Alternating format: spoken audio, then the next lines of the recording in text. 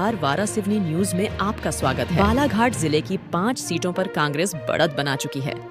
हमारे वारासिवनी न्यूज के विधानसभा exit poll 2023 के निष्कर्षों का अध्ययन बताता है कि 3 दिसंबर के नतीजों की इबारत मतदाताओं ने लिख दी है। अब महज मतगणना का इंतजार है। हमारे इस एग्जिट पोल को 17 नवंबर के मतदान के तत्काल बाद आम मतदाताओं और बालाघाट जिले के वरिष्ठ पत्रकारों के बीच रुझान और सवाल आधारित पैटर्न पर अध्ययन किया गया है। इस अध्ययन के नतीजों के मुताबिक जिले की सबसे हाई प्रोफाइल विधानसभा सीट बालाघाट सीट पर कांग्रेस और भाजपा के बीच सीधा मुकाबला है और नतीजे बताते हैं कि अनुभा मुंझारे गौरी शंकर बिसेन के मुकाबले भारी पड़ती दिख रही है। यहाँ पर एग्जिट पोल सर्वे के मुताबिक कांग्रेस को 45% मत मिलते दिख रहे हैं, जबकि भाजपा को 42% वोट मिल सकते हैं।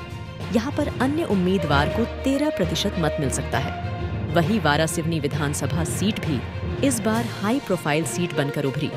यहाँ पर निर्दलीय विधायक प्रदीप जायसवाल भाजपा से और कांग्रेस उम्मीदवार विक्की पटेल के बीच सीधा और कड़ा मुकाबला है। इस एग्जिट पोल के मुताबिक यहाँ पर भी कांग्रेस बढ़त बनाती दिख रही है।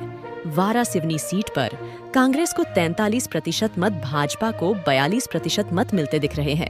यहाँ अन्य के खाते में 15% मत जाता दिख रहा है। कटंगी विधानसभा सीट में भी कड़े मुकाबले की स्थिति है।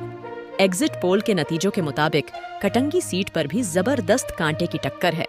यहाँ पर कांग्रेस को 38% और भाजपा को 40% वोट मिलते दिख रहे हैं। कांग्रेस ने यहाँ पर पूर्व सांसद बोध सिंह भगत और भाजपा ने युवा नेता गौरव सिंह पारधी को उम्मीदवार बनाया है। अन्य के खाते में 22% वोट जाता दिख रहा है। इस सीट पर आप उम्मीदवार प्रशांत मेश्राम और कांग्रेस की बागी केसर बिसेन भी समीकरणों को प्रभावित करते दिख रहे हैं। लांजी विधानसभा सीट बात करें तो यहाँ पर कांग्रेस उम्मीदवार हिना कावरे बढ़त बना चुकी है। यहाँ पर भाजपा से राजकुमार कर्राहे उम्मीदवार है।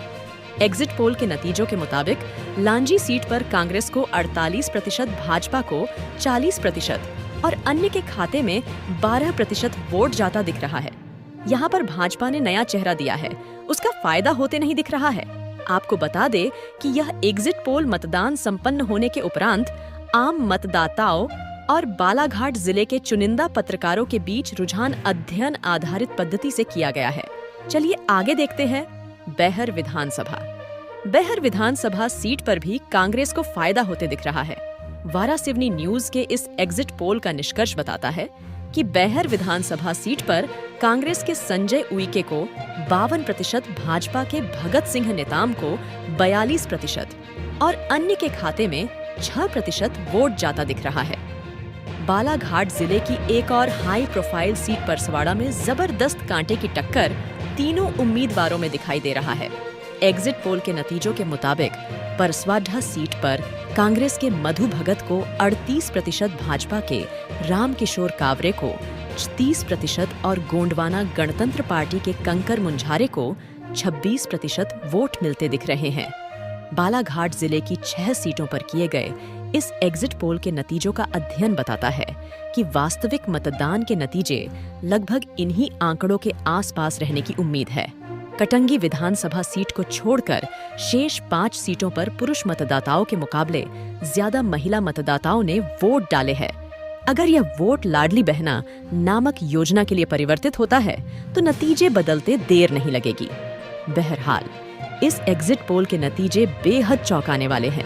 अब इंतजार है 3 नवंबर के सुबह का, जब ईवीएम मशीनों से जिले की 6 सीटों के नीति नियंताओं की किस्मत के दरवाजे खुलेगा।